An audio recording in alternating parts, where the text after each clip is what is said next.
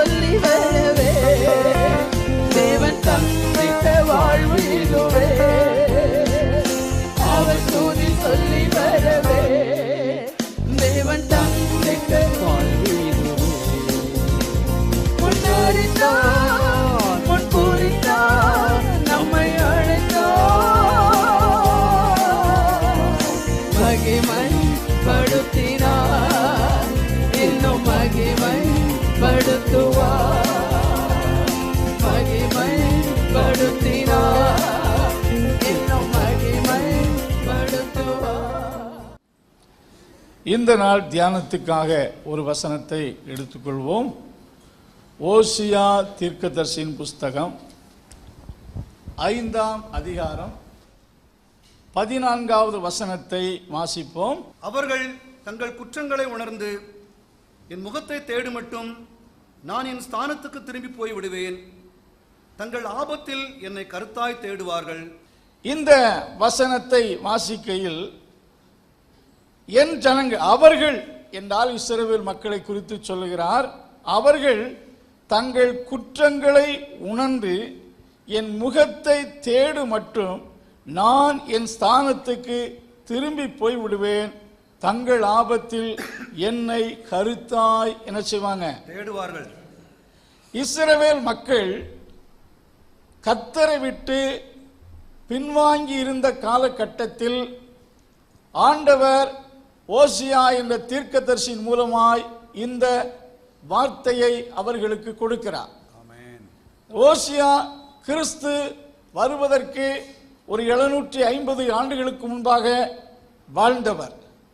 நாம் ஓசியா தீர்க்க தரிசன புஸ்தகம் 1ஆம் அதிகாரம் 1ஆம் வசனத்திலே யூதா தேசத்து ராஜாக்களாகிய உசியா, யோதாம், ஆகாஸ், எசேக்கியா என்பவர்கள் ஆட்சி செய்த காலத்தில்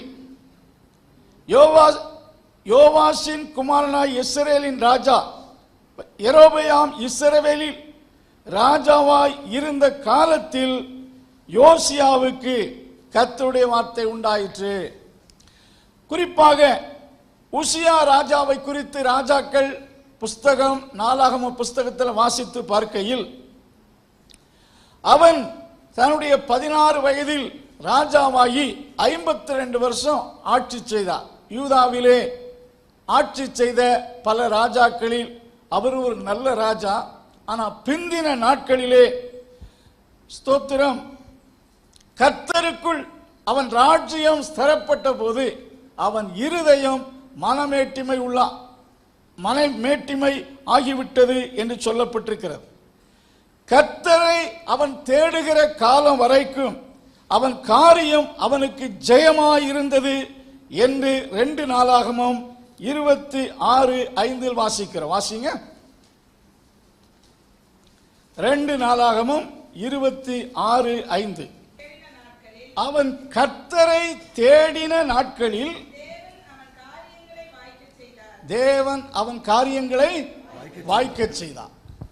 அவனுக்கு எதிராக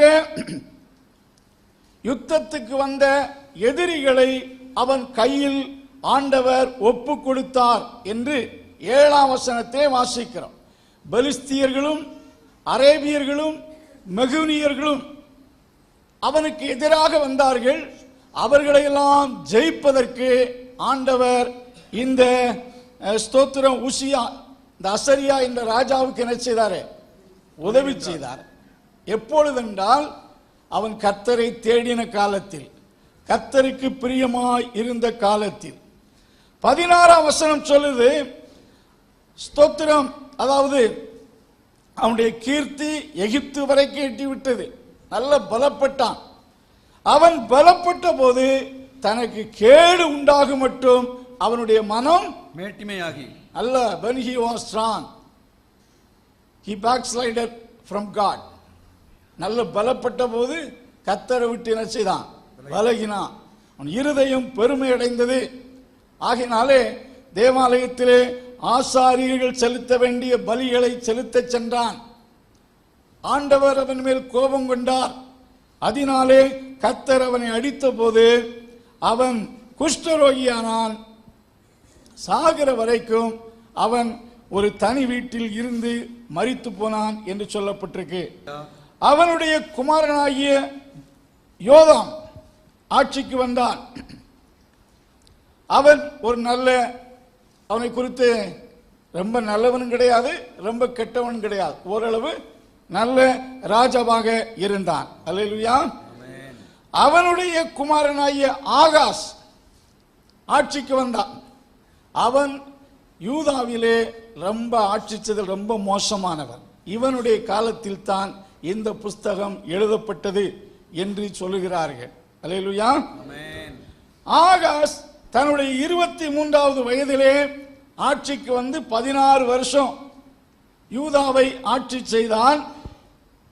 அவன் இஸ்ரவேல் தேசத்திலே விக்கிரக ஆராதனைகளை கொண்டு வந்தான். அல்லேலூயா. அவன் தேவனை மறந்தான். ஆகினாலே அவனுடைய காலம் இஸ்ரவேல் மக்கள் கர்த்தரை விட்டு ரொம்ப விலகி போய்விட்டார்கள்.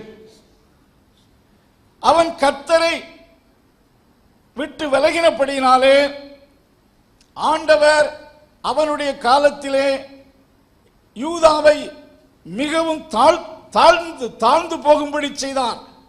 நிவேத்தில் பார்க்கும்போது சீரியர்கள் அவர்களுக்கு எதிராக வந்தார்கள். வந்து நிறைய பேரை சிறை கைதிகளாக கொண்டு போய் தேசத்தை கொள்ளையடித்தார்கள். அல்லேலூயா. இரண்டாவது, இஸ்ரவேலர் 10 கோத்திரத்தார் தங்கள் சகோதரர்களுக்கு எதிரிட்டு வந்து ஒரே நாளில் 1,20,000 பேரை படுகொலை செய்து 2 லட்சம் பேரை சிறை கைதியாக பிடித்து கொண்டு சமாரியாவுக்கு கொண்டு போனார்கள். அப்பொழுது ஆண்டவர் ஒரு மனுஷன் மேல் இறங்கி, அவர்கள் பாவத்தின் நிமித்தம் உங்கள் கையில் அவர்களை ஒப்பு கொடுத்தேன், நீங்கள் அவர்களுக்கு ரொம்ப கொடுமை செய்து விட்டீர்கள், இப்பொழுது சிறை கைதியாக கொண்டு வந்தவர்களை விட்டு விடுங்கள் என்று ஆண்டவர் சொன்னார். ஆகையினாலே விட்டு விட்டார்கள். அல்லேலூயா. அது மட்டுமல்ல, குறிப்பாக ஸ்தோத்திரம் பாருங்க, கர்த்தருக்கு விரோதமாக கர்த்தரை விட்டு விலகின காலத்திலே யூதாவை ஆண்டவர் மிகவும் தாழ்ந்து போகும்படி செய்தான். யுத்தம் தொடர்ந்தது.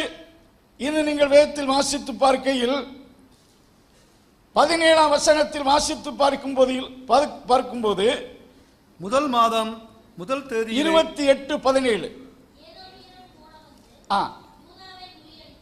ஏதோமியரும் கூட வந்து இஸ்ரவேலரை முறியடித்து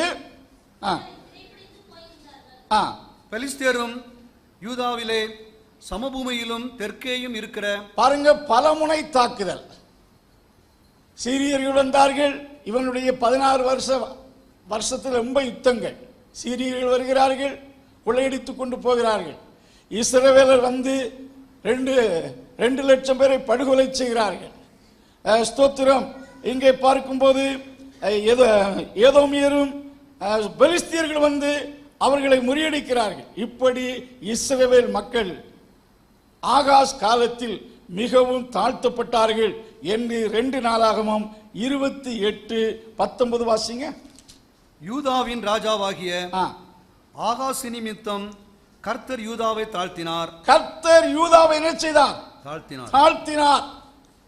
சோ இப்பொழுது யூதாவின் ராஜாவும் யூதாவின் ராஜ்யமும் ரொம்ப இக்கட்டில் இருந்தார்கள். ஆனாலும் கர்த்தரை தேட மனமற்றிருந்தார்கள். அப்பொழுது அவன் கர்த்தரை தேடுவதற்கு பதிலாக சீரியர்களின் தேவன் சீரியர்களுக்கு எவ்வளவு மகத்தான வெற்றியை கொடுத்திருக்கிறார், ஆகையினாலே சீரியாவின் தேவர்களை வணங்க வேண்டும் என்று சொல்லி தேசத்தின் ஒவ்வொரு மூலைகளிலும் சீரிய தேவர்களுக்கு பலிபீடத்தை கட்டினான். சீரியாவின் அந்நிய தேவர்களுக்கு ஆராதனை செய்யும்படி எல்லா பட்டணத்தின் முக்கிய இடங்களிலும் அவன் ஸ்தோத்திரம் பலிபீடத்தை கட்டி ஆராதனைகளை உருவாக்கினான். தேவனை ஆராதித்த தேவனுடைய ஆலயத்தின் கதவுகளை பூட்டி தேவன் மேல் உள்ள கோபத்தினாலே தேவனுடைய ஆலயத்தில் இருந்த எல்லா பாத்திரங்களை உடைத்து போட்டான். அப்படிப்பட்ட ஒரு பொல்லாதவனாக அவன் இருந்தான். நீங்கள் 25ஆம் வசனம் வாசிங்க. அந்நிய தெய்வங்களுக்கு தூபம் காட்டும்படிக்கு யூதாவின் ஒவ்வொரு பட்டணத்திலும் மேடைகளை உண்டு பண்ணி தன் பிதாக்களின் தேவனாகிய கர்த்தருக்கு கோபமூட்டினான். தேவனுக்கு கோபமூட்டினான். இவனுடைய காலத்தில் இவனும் கடவுளை விட்டு விலகினான். கர்த்தருடைய ஜனங்களும் இஸ்ரவேல் மக்களும் ஆண்டவரை விட்டு வெகு தூரத்தில் போயிருந்தார்கள். சோ இவர்களை மீண்டும் கர்த்தர் தம்மிடத்தில் வரவழைக்கும்படி, இந்த நிலையிலும் உங்களை நான் நேசிக்கிறேன், என்னிடத்தில் திரும்புங்கள், என்னிடத்தில் திரும்பாவிட்டால் நான் உங்களை விட்டு தூரமாய் போய்விடுவேன் என்ற கருத்தை ஆண்டவர் ஓசியா தீர்க்கதரிசி மூலம் எச்சரித்து உணர்த்துவதை பார்க்கிறோம்.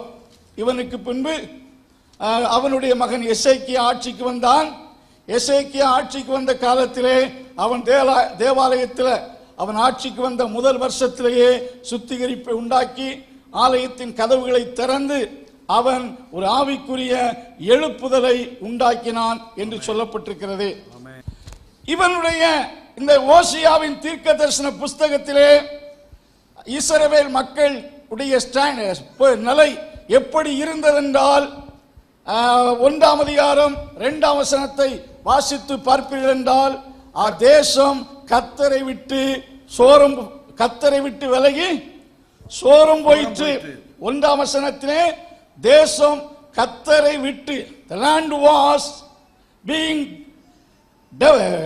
departed from the Lord, தேசம் கர்த்தரை விட்டு விலகி போயிற்று, விலகி சோரம் போயிற்று. 2ஆம் அதிகாரம் 13ஆம் வசனத்தை வாசித்து பார்ப்பீர்கள் என்றால், கர்த்தரை அவர்கள் மறந்தார்கள். ஆண்டவர் சொல்றாரு, they had forgotten me, அவர்கள் என்ன நினைச்சாங்க? மறந்தார்கள். 8ஆம் அதிகாரம் 14ஆம் வசனத்திலே வேதத்தின் மகத்துவத்தை எழுதி கொடுத்தேன், அவர்கள் அதை என்ன செய்தாங்க? அந்நிய காரியமாக எண்ணிவிட்டார்கள் என்று சொல்லுகிறார்.